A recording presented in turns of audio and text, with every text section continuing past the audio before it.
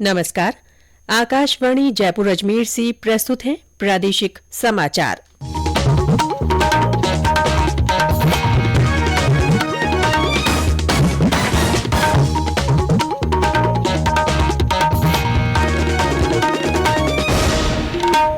मुख्य समाचार। राज्य में आज से बाल गोपाल और स्कूल यूनिफॉर्म वितरण योजना शुरू होगी। सरकारी स्कूलों के 70 लाख से ज्यादा बच्चों को दूध और यूनिफॉर्म निःशुल्क मिलेंगे। बीकानेर में आज से राज्य स्तरीय मेगा जॉब फेयर का आयोजन। 24,000 से ज्यादा युवाओं ने पंजीकरण करवाया।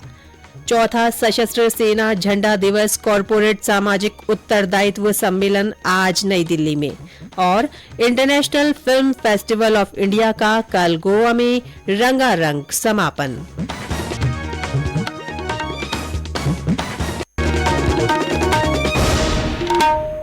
समाचारों के साथ मैं रितिका गुप्ता। और अब समाचार विस्तार से। राज्य में आज से बाल गोपाल और निःशुल्क स्कूल यूनिफॉर्म वितरण योजना शुरू होगी। मुख्यमंत्री अशोक गहलोत जयपुर से इसका शुभारंभ करेंगे। श्री गहलोत प्रदेश के सभी जिलों में वर्चुअल रूप से इस कार्यक्रम की शुरुआत करेंगे। इन योजनाओं के तहत सरकारी स्कूलों के 70 लाख से ज्यादा बच्चों को दूध और यूनिफॉर्म निःशुल्क मिलेंगे। शिक्षा विभाग की ओर से 64,000 से ज्यादा कक्षा 1 से 8 तक के बच्चों को निःशुल्क यूनिफॉर्म फैब्रिक के 2 सेट दिए जाएंगे। यूनिफॉर्म सिलवाने के लिए सरकार हर विद्यार्थी को 200 रुपए का भुगतान करेगी। योजना में करीब 500 करोड़ रुपए खर्च होंगे। राजस्थान स्कूल शिक्षा परिषद आयुक्त मोहन लाल यादव ने बताया कि सरकारी स्कूलों में बाल गोपाल योजना के तहत कक्षा 1 से 5 तक के बच्चों को मिल्क पाउडर से बना 150 मिलीलीटर दूध और कक्षा 6 से 8 तक के बच्चों को 200 मिलीलीटर दूध प्रार्थना सभा के बाद दिया जाएगा। इस योजना पर 476 करोड़ रुपए से ज्यादा खर्च होंगे। बीकानेर की महाजन फील्ड फायरिंग रेंज में भारत और ऑस्ट्रेलिया की सेनाओं के बीच संयुक्त युद्धाभ्यास ऑस्ट्रा हिंद 2022 कल से शुरू हुआ।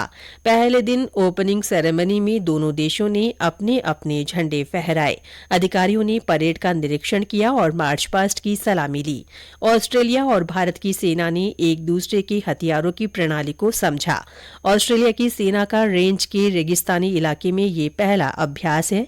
रेगिस्तानी इलाके में दुश्मन को घेरकर मारने के अभ्यास का उनका ये पहला अनुभव होगा। जोधपुर में सेना भर्ती रैली आयोजित हो रही है।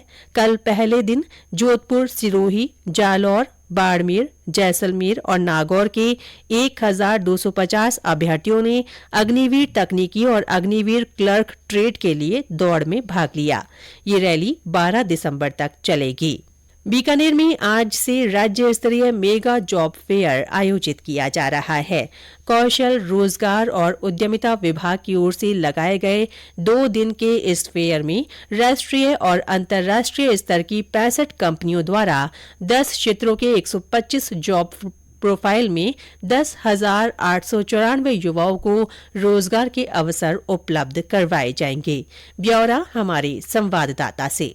जॉब फेयर के लिए अब तक 24,000 से अधिक युवाओं ने पंजीकरण करवाया है। फेयर में राष्ट्रीय एवं अंतर्राष्ट्रीय स्तर की 65 कंपनियों द्वारा 10 सेक्टर के 125 जॉब प्रोफाइल में 10,894 युवाओं को रोजगार के अवसर उपलब्ध करवाए जाएंगे। जॉब फेयर के दौरान ऑफलाइन रजिस्ट्रेशन की व्यवस्था भी रहेगी। इसके लिए 10 काउंटर लगाए गए हैं। मेले के लिए 5 डोम तथा 75 स्टॉल लगाए गए हैं। इनमें 2 होल्डिंग एरिया भी बनाए गए हैं, जहां युवाओं को राज्य सरकार की विभिन्न योजनाओं की जानकारी दी जाएगी। इस 2 दिवसीय मेले में कल मुख्यमंत्री अशोक गहलोत भी शिरकत करेंगे। मोहम्मद रफीक पठान, आकाशवाणी समाचार, बीकानेर। राज्य सरकार ने पूर्वी राजस्थान नहर परियोजना एआरसीपी निगम के तहत 8 नए कार्यालय खोलने और इनके संचालन के लिए 115 नए पदों की मंजूरी दी है। प्रस्ताव के अनुसार जयपुर, कोटा, बारां, टोंक और बूंदी में कार्यालयों का गठन किया जाएगा। ये सभी पद जल संसाधन विभाग, सीएडी, इंदिरा गांधी नहर परियोजना सहित अन्य विभागों से प्रतिनियुक्ति के आधार पर भरे जाएंगे। ये समाचार आकाशवाणी जयपुर अजमेर से प्रसारित किए जा रहे हैं।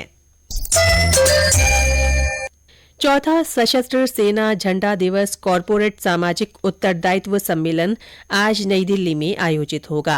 इस अवसर पर रक्षा मंत्री राजनाथ सिंह सशस्त्र सेना झंडा दिवस कोष की नई वेबसाइट शुरू करेंगे।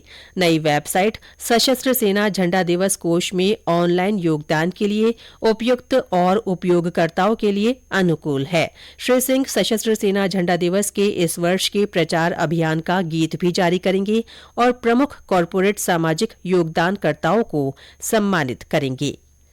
7वां वैश्विक प्रौद्योगिकी शिखर सम्मेलन आज नई दिल्ली में शुरू होगा। 3 दिन के इस सम्मेलन में प्रतिनिधि भौतिक और वर्चुअल दोनों तरीकों से भाग लेंगे। विदेश मंत्रालय और कार्नेगी इंडिया की मेजबानी में भू प्रौद्योगिकी पर होने वाला ये भारत का प्रमुख वार्षिक सम्मेलन है। सम्मेलन के उद्घाटन सत्र को विदेश मंत्री डॉ सुब्रमण्यम जयशंकर भू डिजिटल व्यवस्था और इसके प्रभावों के संबंध में संबोधित करेंगे। International film festival of India IFFI कल शाम गोवा में संपन्न हुआ। समापन समारोह में केंद्रीय सूचना और प्रसारण मंत्री अनुराग ठाकुर ने कहा कि इफ्फी ने न केवल मनोरंजन किया बल्कि लोगों को शिक्षित भी किया है। उन्होंने कहा कि इस महोत्सव में कई नई पहल की गई, जिनमें फिल्म निर्माण की नवीनतम प्रौद्योगिकी और उपकरणों की प्रदर्शनी के लिए प्रौद्योगिकी पार्क शामिल है। श्री ठाकुर ने कहा कि पहली बार देश भर से 75 युवा फिल्म निर्माताओं का चयन किया गया। महोत्सव में तेलुगु अभिनेता चिरंजीवी को वर्ष के भारतीय फिल्म व्यक्तित्व का पुरस्कार दिया गया। श्रेष्ठ फिल्म के लिए प्रतिष्ठित स्वर्ण मयूर पुरस्कार स्पेन की film I have electric dreams को मिला है। श्रेष्ठ निर्देशक का पुरस्कार तुर्की भाषा की फिल्म नो एंड के लिए नाडर साइवर को मिला। राष्ट्रीय वन नीति के तहत जोधपुर जिले के कुल भूभाग का 33% क्षेत्र हरा भरा किया जाएगा। इसके लिए वन विभाग 26 लाख पौधे तैयार करने और उनके वितरण की तैयारियों में जुट गया है।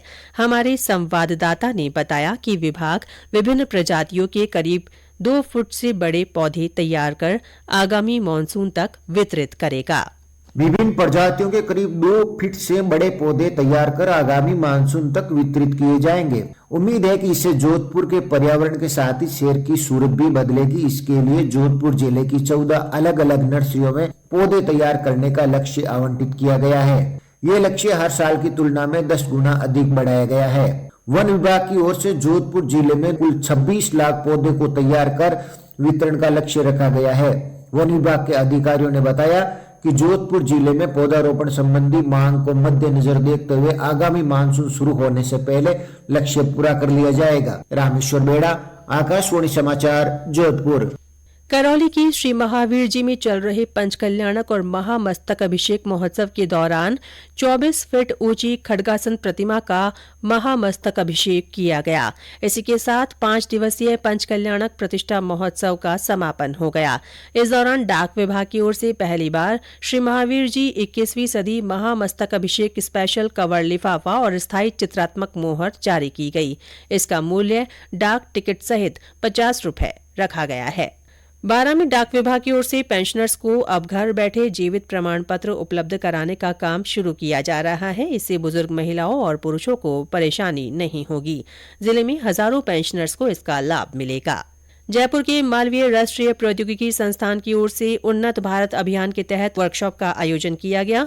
कार्यशाला का उद्देश्य पार्टिसिपेटिंग इंस्टीट्यूट्स की क्षमताओं को मजबूत करना और उनसे जुड़े गांवों में समग्र विकास के लिए एक उत्प्रेरक के रूप में कार्य करना है। कार्यक्रम में प्रदेश के 11 जिलों के विभिन्न संस्थानों के 60 से अधिक सदस्यों ने भाग लिया। प्रदेश में ठंड का असर बरकरार है। सीकर जिले के फतेहपुर शेखावाटी में आज न्यूनतम तापमान 5.4 डिग्री सेल्सियस दर्ज किया गया। सवाई माधोपुर में रात के तापमान में गिरावट से सुबह हल्का कोहरा भी छाया रहा। सिरोही जिले के माउंट आबू में पिछले 24 घंटों में न्यूनतम तापमान 2 डिग्री सेल्सियस रिकॉर्ड किया गया। और अंत में मुख्य समाचार एक बार फिर। राज्य में आज से बाल गोपाल और स्कूल यूनिफॉर्म वितरण योजना शुरू होगी। सरकारी स्कूलों के 70 लाख से ज्यादा बच्चों को दूध और यूनिफॉर्म निःशुल्क मिलेंगे। बीकानेर में आज से राज्य स्तरीय मेगा जॉब फेयर का आयोजन हो रहा है। इसके लिए 24,000 से ज्यादा युवाओं ने पंजीकरण करवाया है। चौथा सशस्त्र सेना झंडा दिवस कॉरपोरेट सामाजिक उत्तरदायित्व सम्मेलन आज नई दिल्ली में आयोजित होगा। और international film festival of India का कल गोवा में रंगारंग समापन हुआ। इसी के साथ प्रादेशिक समाचार बुलेटिन समाप्त हुआ। नमस्कार।